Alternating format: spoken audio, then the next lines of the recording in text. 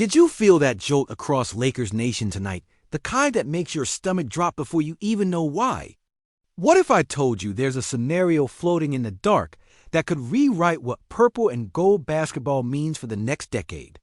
Why are executives whispering about an idea nobody wants to say out loud on the record?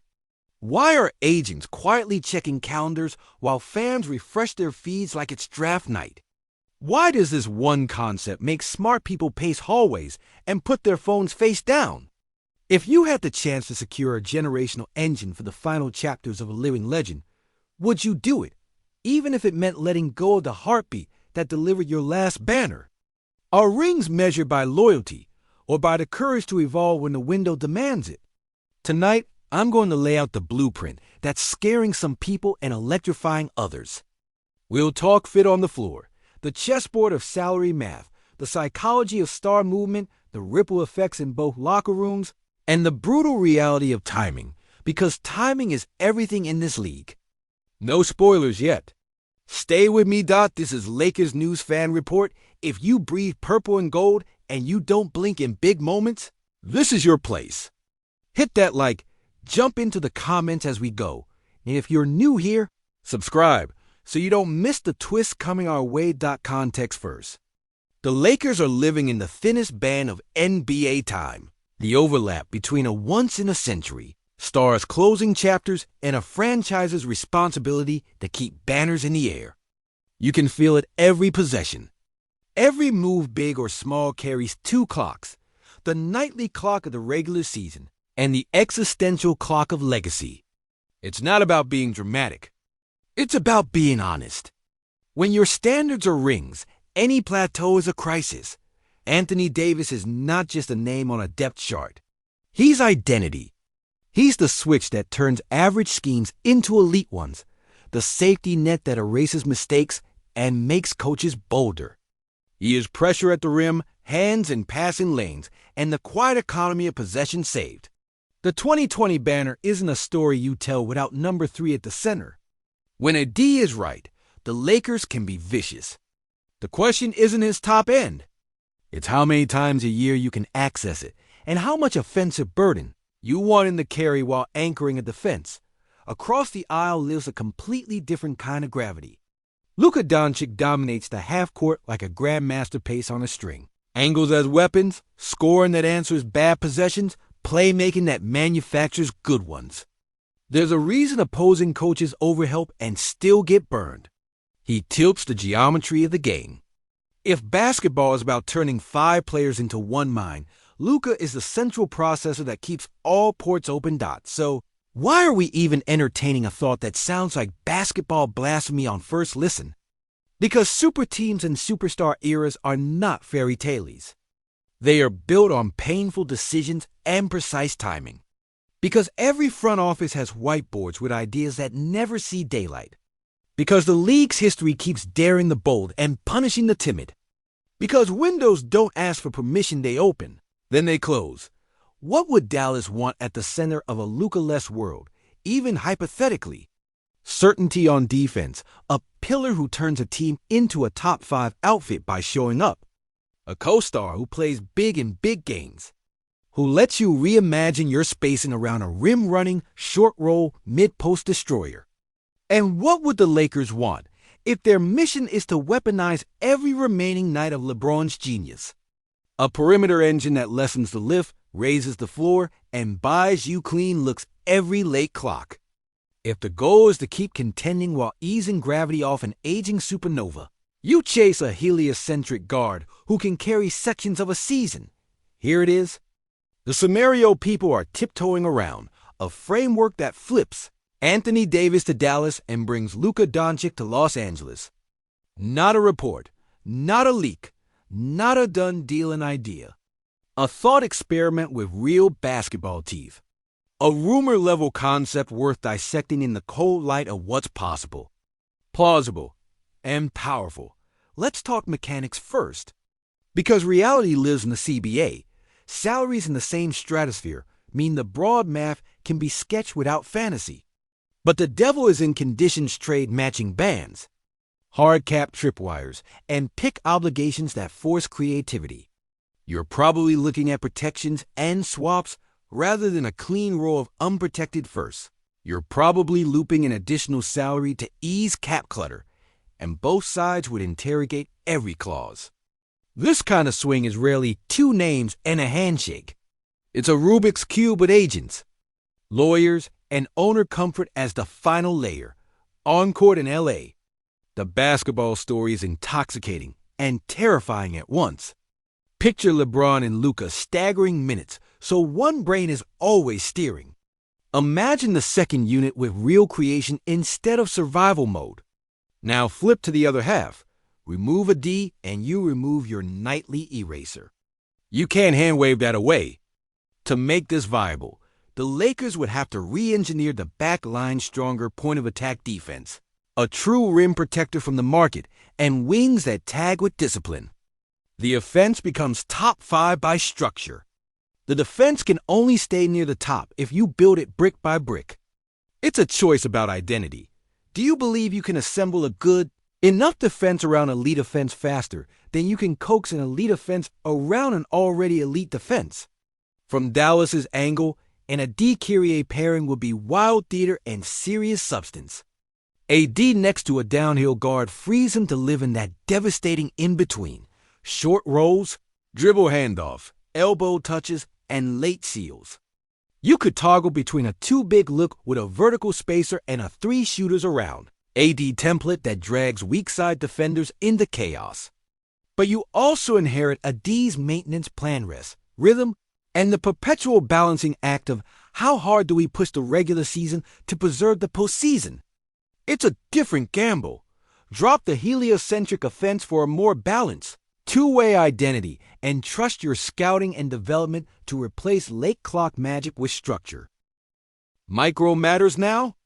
Late game offense is the difference between 50 wins and 56. Between a 2 seed and a 4 seed, between facing a hot upstart or a tired veteran core in round 2. With Luka in LA, you'd solve for those empty trips when spacing collapses and the jumper isn't falling. You'd also have to solve for who closes at the 5 on defense, how much switching you can live with, and whether you can protect the rim without conceding corner threes. With a D in Dallas, your crunch time set menu expands empty corner pick and roll. Horns with a D as decision hub, wide pin downs flowing into ghost screens. But your shot creation when the first action dies is less of a solo act unless Kyrie is having one of those nights. There's also human math. Stars don't just bring usage. They bring gravity to every room they walk into. LeBron's presence is both gift and responsibility. Another high control creator next to him is a solution on the court and a daily negotiation off it. Touches. Tempo. Tempo again. Great players figure it out. The ball finds the best mind, but it takes honesty. In Dallas, AD becomes culture in a new way. He sets the standard for come-to-work defense, which can be contagious for role players. But replacing a singular playmaker with a guardian is not neutral. It changes the team's heartbeat. Zoom out the brand and business, and the move is headline architecture. The Lakers with a European megastar in his prime would light up global markets in ways that outlive any one series. Dallas anchoring around a two-way big while building perimeter creation by committee is a thesis extension. Toughness, size, and shooting discipline. Is that worth it for either side? Depends on how you price risk, basketball risk, injury risk, and identity risk. Preseason doesn't hand you a script, but it gives you a tone. Kareem to LA was heresy until it became history. Shaq to Miami was blasphemy until it became a parade. The Harden and KD sagas taught us that star gravity bends steel, and that the cost is usually everything you thought you'd never trade. These things do not happen in a vacuum.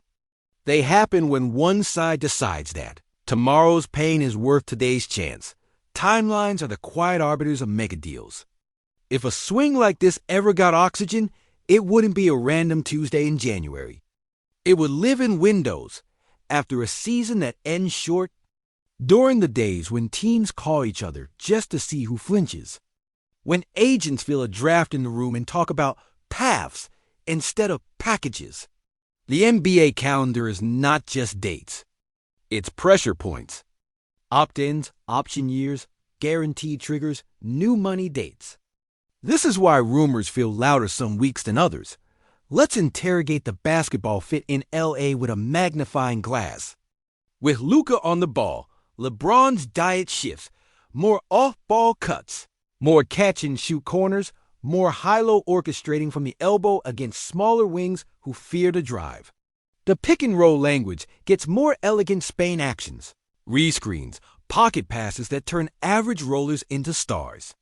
But without a D, the backline must be rebuilt with intent. You need a rim deterrent who can sprint and a 4 who rebounds like a 5.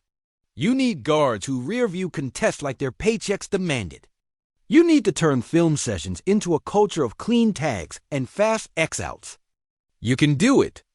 You just have to decide to dot now the Dallas lab. Imagine a D with a bruiser setting the first screen and a shooter ghosting the second. Imagine the swing that ends with a D at the nail facing a single defender and 15 feet of space. Imagine your defensive scheme toggling between drop and switch in the same possession, because a D can take 2 steps and erase a mistake. The ceiling here is a team that wins with structure and size, not with one brain taking every late clock test. It's a different kind of beautiful.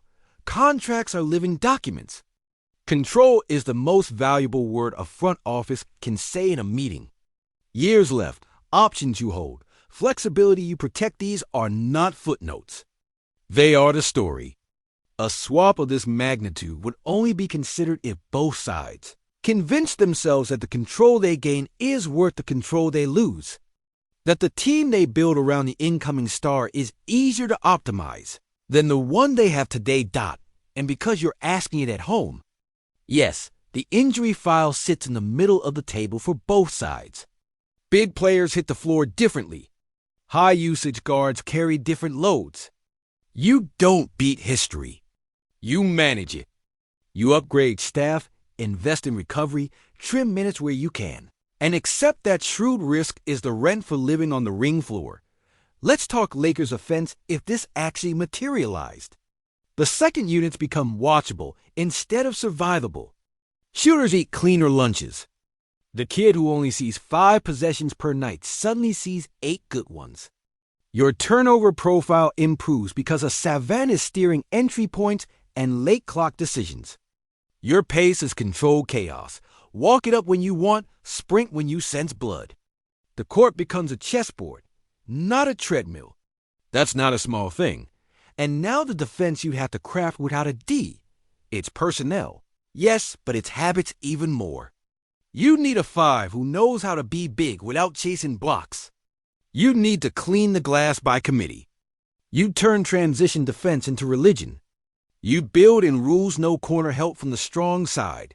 Peel switching at the nail, icy side pick and rolls until ball handlers beg for mercy.